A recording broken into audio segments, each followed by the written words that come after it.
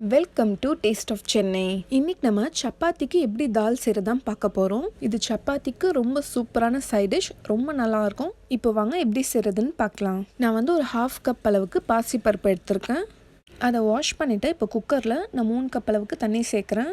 ஒரு 1/4 டீஸ்பூன் மஞ்சள் தூள், ஜீரகம் 1/4 டீஸ்பூன், 5 பல் பூண்டு சேர்க்குறேன், 3 பச்சை மிளகாய், அப்புறம் ஒரு சின்ன சைஸ் வெங்காயம் இதில் கட் பண்ணி சேர்த்துக்கிறேன். அப்புறம் ஒரு பாதி தக்காளி கட் பண்ணி இதில் சேர்த்துக்கிறேன். இப்போது குக்கர் க்ளோஸ் பண்ணி ஒரு 4-5 விசிலுக்கு வேக விடலாம். இப்போது ப்ரெஷர்லாம் ரிலீஸ் ஆனதுக்கப்புறம் நான் ஓப்பன் பண்ணுறேன். இப்போ பாருங்கள், பருப்பு நல்லா வெந்துருச்சு. இது நல்லா ஸ்மூத் ஆகிற வரைக்கும் நல்லா மேஷ் பண்ணி விட்டுக்கலாம். இப்போது கடாயில் 1 டேபிள் ஸ்பூன் அளவுக்கு நெய் ஊற்றிக்கோங்க. நெய் ஊற்றினீங்கன்னா நல்லா வாசனையாக இருக்கும். அது கூடவே 1 டேபிள் ஸ்பூன் ஆயிலும் சேர்க்குறேன். எண்ணெய் நல்லா சூடானதும் ஒரு 1/2 டீஸ்பூன் அளவுக்கு கடுகு உளுத்தம் பருப்பு, அது நல்லா வெடித்ததும் இப்போ 2 பல் பூண்டு கட் பண்ணி இதில் சேர்த்துக்கிறேன். அதுக்கப்புறம் கட் பண்ணி வச்சுருக்க கொஞ்சமாக வெங்காயம் சேர்த்துக்கோங்க. அடுத்தது கொஞ்சம் கருவேப்பிலை, 2 காஞ்ச மிளகாய் சேர்த்துக்கலாம். இப்போ இதை எல்லாத்தையும் நல்லா ஃப்ரை பண்ணிக்கலாம்.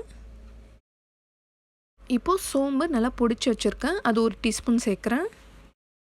அப்புறம் ஒரு பிஞ்ச் பெருங்காயத்தூள்,